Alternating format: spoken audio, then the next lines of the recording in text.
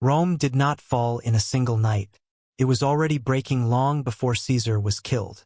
And if you understand Rome before his death, you understand why killing him doomed everything. Imagine a republic that ruled the world, but could not rule itself. For hundreds of years, Rome was proud of one idea.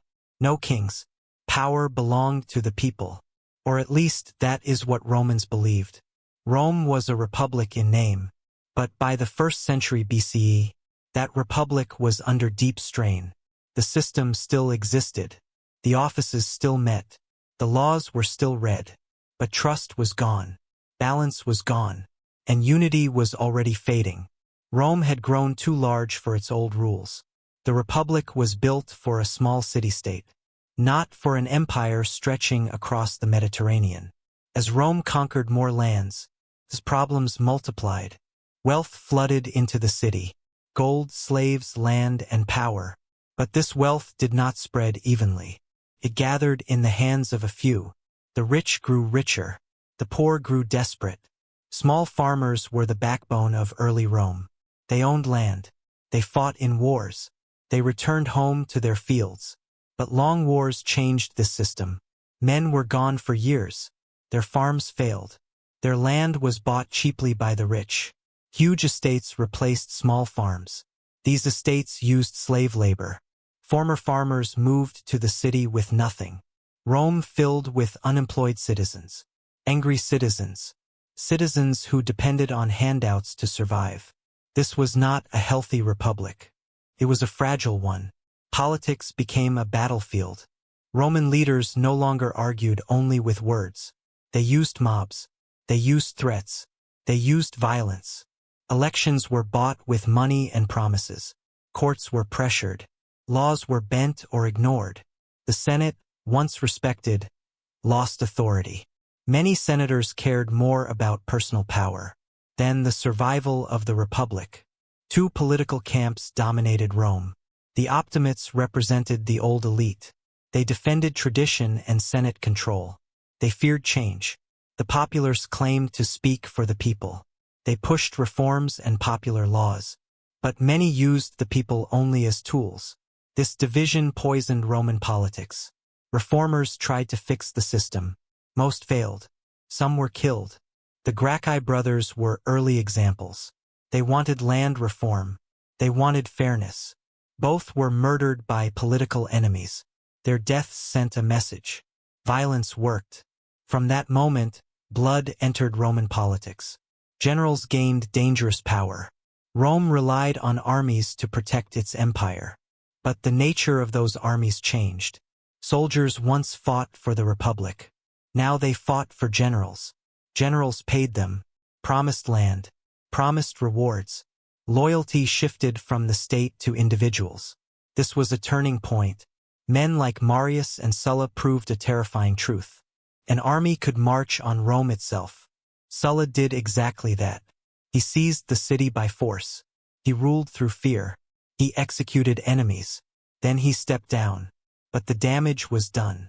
Rome had seen a general take total control. The taboo was broken. After Sulla, nothing felt impossible anymore. Fear replaced law. Every powerful man now knew the truth. If you had an army, you could take power. This is the world Caesar was born into. Julius Caesar did not create Rome's problems. He inherited them.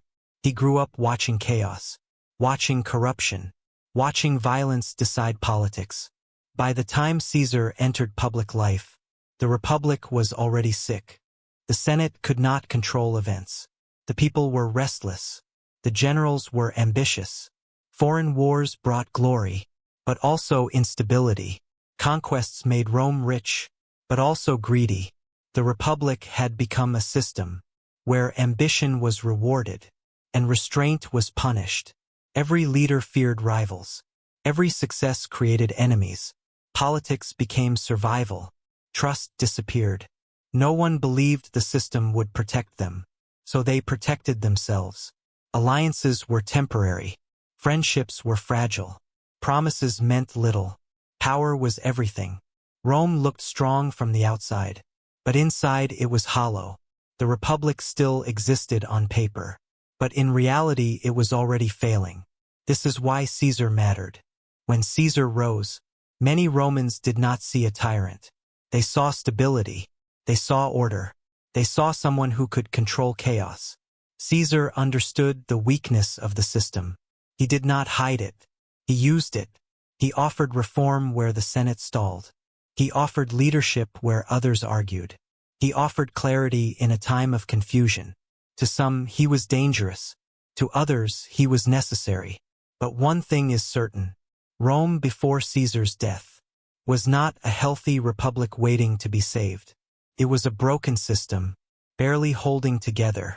The Senate feared losing power. The people feared losing food and safety. The elites feared rivals. The generals feared irrelevance. Everyone feared something. This fear shaped every decision. When Caesar crossed the Rubicon, it shocked Rome, but it did not surprise it. Civil war followed. But civil war had become almost normal. Romans had seen it before. What changed was scale. Caesar won because Rome allowed him to, because the system had failed to stop him, because no one trusted anyone else. By the time Caesar held power, the republic was already dying. His death did not restore balance, because balance was already gone. Understanding this is crucial. Rome did not lose freedom when Caesar died. It lost the last chance to manage its collapse. The republic was not murdered in one moment. It bled slowly over decades. Caesar's assassination would not heal old wounds. It would tear them open, because the strain was already too great. Rome before Caesar's death was a republic in name, but a battlefield in reality. And this fragile state set the stage for everything that followed. Rome was desperate for order, and into that chaos Julius Caesar stepped forward. Not as a savior at first, not as a king, but as a man who understood power better than anyone else. Caesar was born into an old Roman family, a noble name but little money, and in Rome money mattered. From a young age, Caesar learned a hard lesson.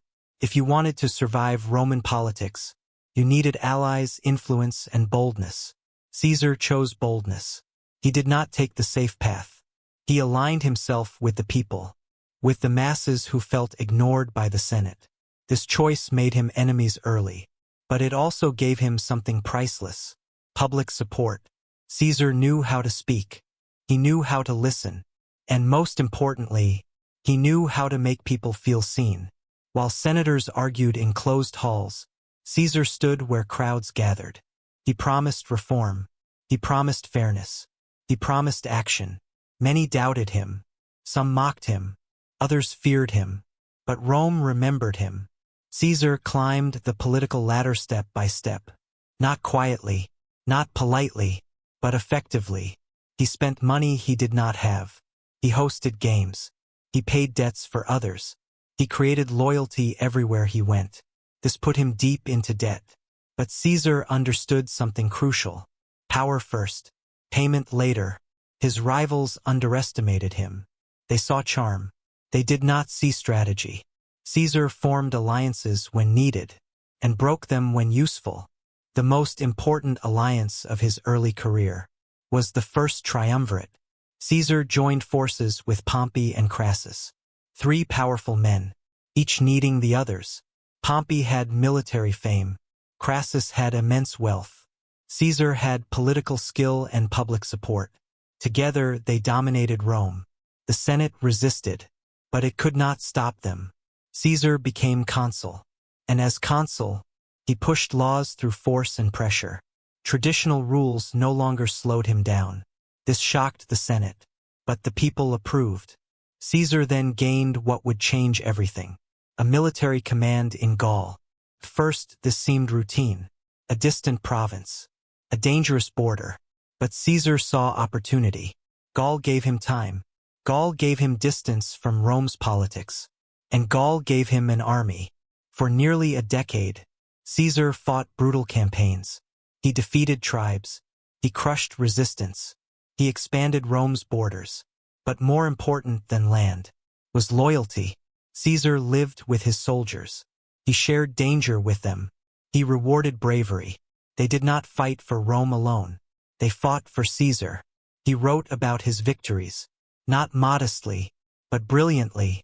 His reports reached Rome. They shaped public opinion. They turned him into a hero. While Caesar gained glory, his enemies grew nervous. Pompey drifted away. Crassus died in the east. The triumvirate collapsed. Only Caesar remained strong. The Senate feared his return.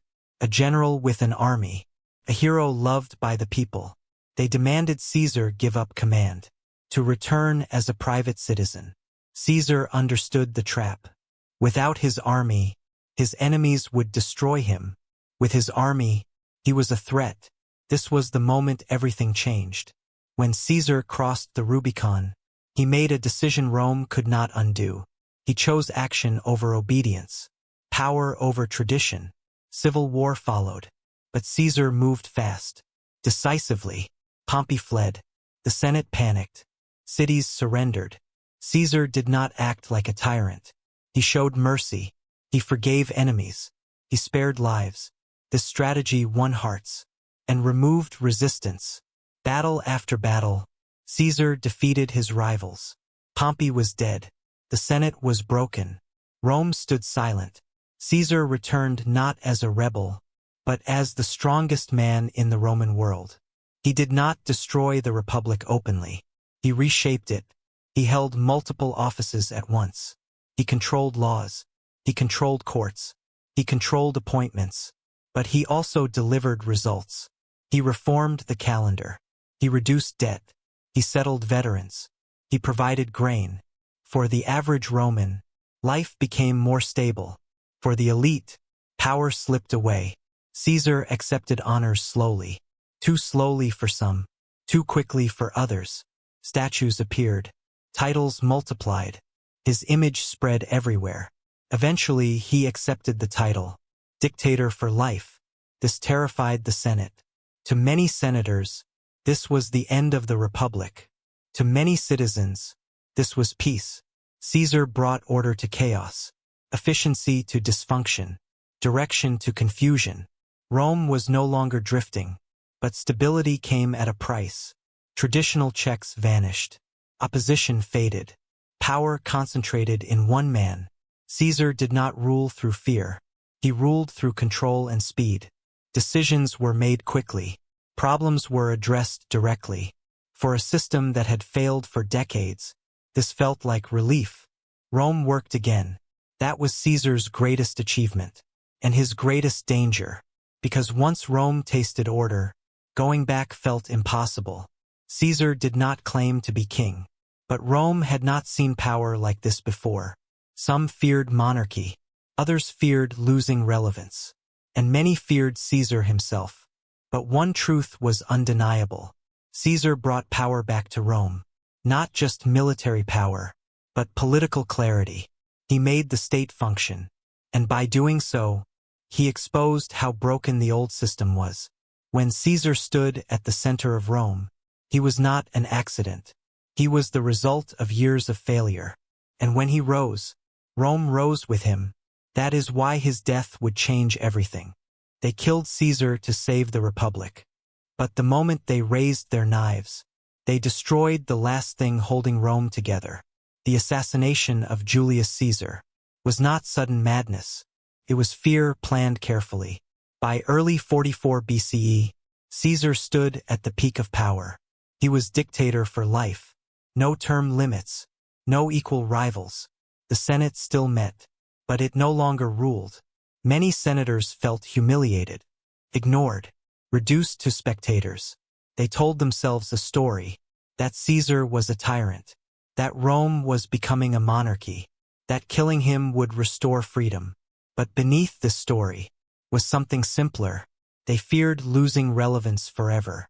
Caesar did not rule like a king, but he ruled alone, and that terrified Rome's elite. Whispers filled the Senate. Private meetings, quiet promises. A group formed, men who called themselves liberators. Among them were old allies, men Caesar had forgiven, men he had spared in civil war. Brutus, Cassius, names that still echo. They believed violence was the only solution. Not debate, not law, a a blade. The plan took shape slowly. They needed the right moment. Public enough to send a message. Private enough to succeed. They chose the Senate meeting. On the Ides of March. Caesar was warned. Rumors reached him. Friends urged caution. Strange signs appeared. But Caesar did not hide. Power had made him confident. Perhaps too confident. On that morning, Caesar felt unwell. He considered staying home. But he feared appearing weak. He went. The Senate gathered. Inside the theater of Pompey. Not the usual Senate house. A cruel irony. Pompey had once been Caesar's rival. Now his statue watched silently. As Caesar entered, the conspirators surrounded him. First, nothing seemed wrong.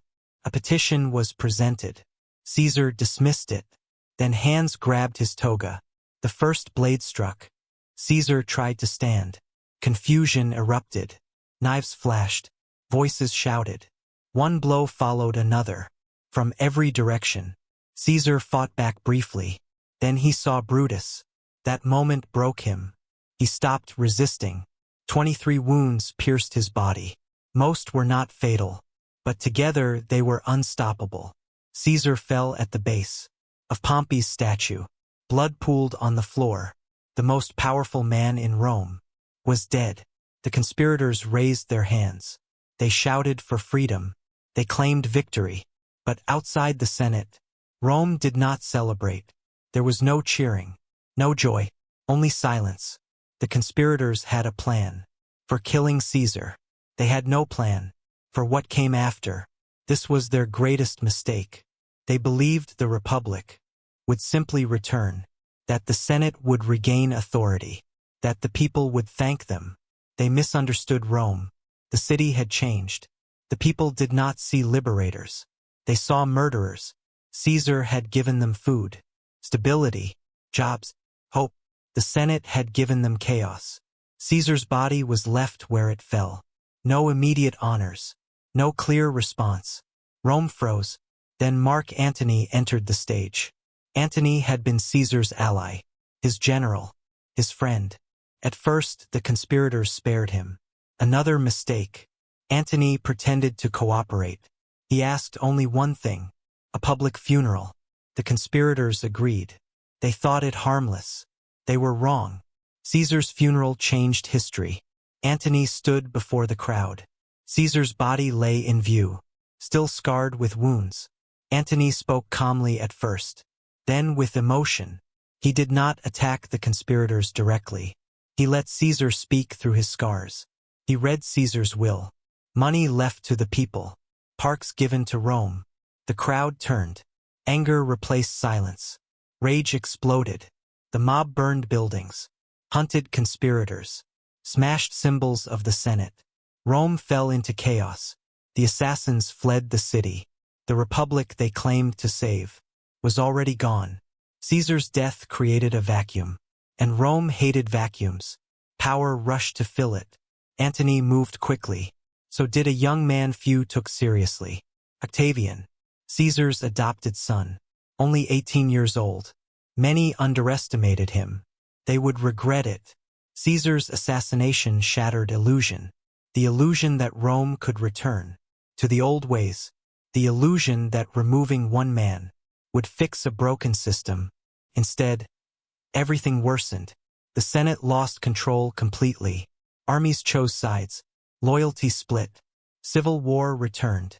But this time, it was worse than before. Caesar had been a single authority. Now there were many.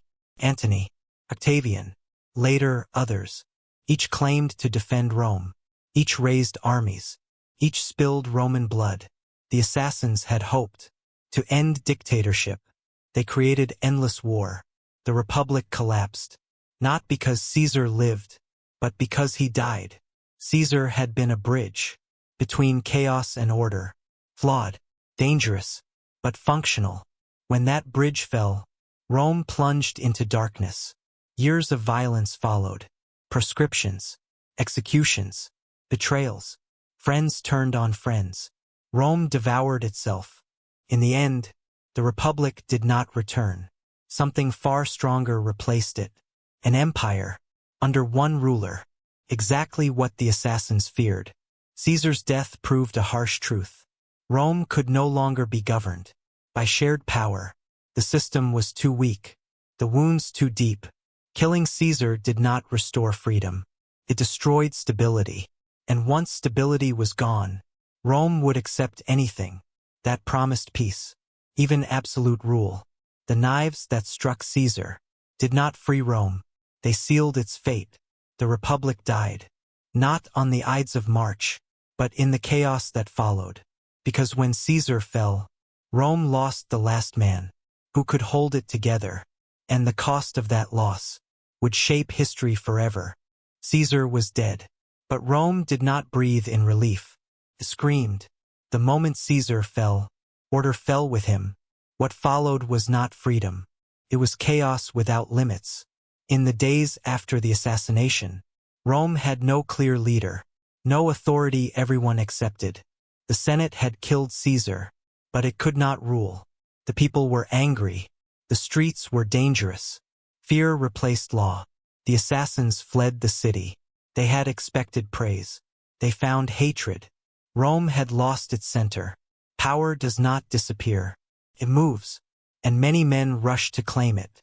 At first, Mark Antony seemed strongest. He had Caesar's trust. He had Caesar's papers. He had Caesar's supporters. Antony positioned himself as the protector of Caesar's legacy. He controlled the treasury. He controlled public ceremonies. He spoke to the masses. But Antony made a mistake. He underestimated a teenager. Octavian was young, quiet, and dangerously patient. He was Caesar's adopted son, and Caesar's heir. At first, no one took him seriously. That would not last. Octavian returned to Rome with one goal: to claim Caesar's name and Caesar's power. Veterans rallied to him. Money followed. Influence grew. Rome now had two centers of power: Antony and Octavian. Both claimed loyalty to Caesar. Both distrusted each other. The Senate saw an opportunity. They feared Antony. They thought they could use Octavian. They were wrong. Rome slid toward war again. Armies formed. Propaganda spread. Fear ruled decisions. The Senate declared Antony an enemy. Octavian was praised as a defender of the Republic. But Octavian was no defender. He was a survivor. When it suited him, he turned on the Senate. Soon 3 men ruled Rome: Antony, Octavian, Lepidus. They formed the Second Triumvirate. This was not an alliance of balance. It was an alliance of revenge. They did not negotiate with enemies. They erased them. Proscriptions began. Lists of names were posted. If your name was there, you were marked for death. Property was seized. Families were destroyed. Even Cicero was killed. The voice of the old republic was silenced forever. Rome drowned in blood. This was not chaos by accident. It was chaos by design. The triumvirs used terror to secure power. Fear became policy. Civil war spread across the Roman world. Brutus and Cassius raised armies in the east. They claimed to fight for freedom. Antony and Octavian followed them. The armies met at Philippi. Rome fought Rome. The battle was brutal, confusing, total. By the end, Brutus and Cassius were dead. The last defenders of the Republic fell on their own swords. The Republic died with them. But peace did not return. Victory created new rivals. The triumvirate began to crack. Lepidus was pushed aside. Power narrowed to 2 men: Antony and Octavian. At first, they shared control. But trust did not exist. Antony ruled the east. Octavian ruled the west. Rome was split. Antony grew closer to Egypt, to Cleopatra. This gave Octavian an opening. He framed Antony as a traitor, a man who loved a foreign queen more than Rome. The propaganda was relentless. Romans began to fear Antony and trust Octavian. War was inevitable. The final conflict came at sea. At Actium, Octavian's forces faced Antony and Cleopatra. The battle decided everything. Antony lost. Cleopatra fled. Hope vanished. Soon after, both were dead. Octavian stood alone. No rivals. No equals. Rome was exhausted. Decades of war had crushed it. People no longer asked for freedom. They asked for peace. And Octavian offered it. He did not call himself king. He did not claim dictatorship. He was careful. He kept the forms of the republic, but not its power. The Senate remained, but it obeyed. The people were fed. The armies were paid. The borders were secured. Rome accepted the change, because stability mattered more than ideals. This was the final result of Caesar's assassination. Not liberty, not restoration, but endless war, until one man stood above all. The chaos after Caesar proved a hard truth. Rome could no longer survive without a single ruler. Shared power had failed. Compromise had failed. Violence had become the language of politics. By killing Caesar, the Senate removed the last barrier between instability and absolute rule. Civil war did not end with his death. It multiplied. Broken stability became permanent damage. The republic collapsed not in theory, but in reality. People stopped believing in it, and once belief was gone, nothing could save it. Caesar's death unleashed forces no one could control, and Rome would never recover from the chaos that followed. Rome did not choose an empire in a single moment. It surrendered to it slowly out of exhaustion. By the time the civil wars ended, Rome no longer asked for freedom. It begged for peace. Decades of violence had broken the republic beyond repair. Caesar's death was meant to restore liberty. Instead, it taught Romans a brutal lesson. Shared power no longer worked. After Actium, only one man remained, Octavian. He was young, calm, and unlike Caesar, extremely careful. Rome feared another dictator. Octavian understood that fear. He would not rule like Caesar. He would rule smarter. Octavian did not abolish the republic. He preserved its appearance. The Senate still met. Elections still existed. Laws were still passed. But none of it mattered anymore. Real power rested in one place. With him, Octavian controlled the army. He controlled the treasury. He controlled the provinces. No decision could stand against him. Yet he avoided obvious dominance. He refused the title of king. He rejected the word dictator. Instead, he accepted a new name, Augustus, not a ruler by force, but a leader by consent. At least that was the illusion. The Senate granted him authority step by step. Each grant seemed temporary. Each made him stronger. Tribunician power, control of armies, supreme command of provinces. By the time Rome realized what had happened, the republic was already gone. Augustus did what Caesar never had time to do. He made autocracy acceptable. After years of terror, stability felt like salvation. Roads were repaired. Trade revived. Borders stabilized. The economy recovered. People could sleep without fear of civil war. For most Romans, this mattered more than political ideals. Freedom had failed them. Order fed them. Augustus understood the lesson of Caesar's death. Never appear too powerful. Never rush change. Never threaten tradition openly. Caesar had ruled directly. Augustus ruled indirectly. Caesar shocked Rome. Augustus calmed it. The republic did not fall loudly. It faded quietly. Generations grew up knowing only imperial rule. The old republic became a memory, a story told by historians. But why did this happen? Why did Caesar's death lead here? Because the assassination destroyed the last illusion. The illusion that Rome could return to shared power. The conspirators believed killing Caesar would restore balance. Instead, they proved something terrifying. That violence worked. If power could be taken with knives, could be taken with armies. The republic was built on trust, on restraint, on respect for law. Those foundations were already cracked. Caesar's murder shattered them completely. After that day, no one believed compromise would protect them. Every leader acted from fear. Fear of rivals. Fear of execution. Fear of loss. This fear drove Rome toward empire. People accepted one ruler. because many rulers meant war.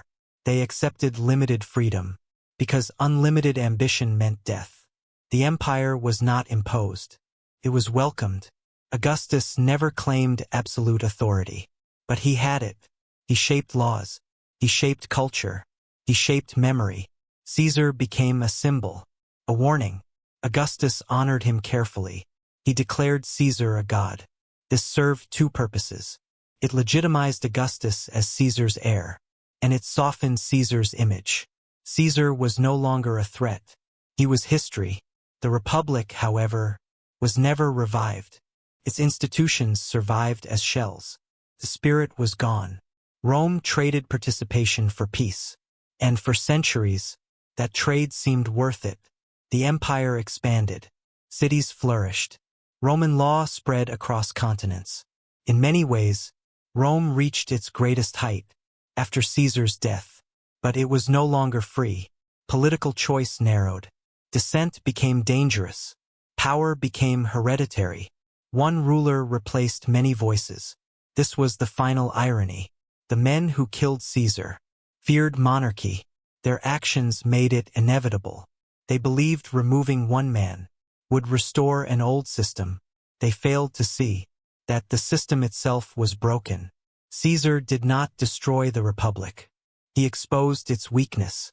His death removed the last barrier, holding collapse back. After him, Rome could only move forward, and forward meant empire. Augustus ruled for decades, quietly, firmly. When he died, there was no return to the Republic. Another emperor took his place, and another. Rome had crossed a point of no return. The people no longer asked, who should rule? Only who would rule next. This is the true doom of Rome. Not conquest, not corruption, but the loss of choice.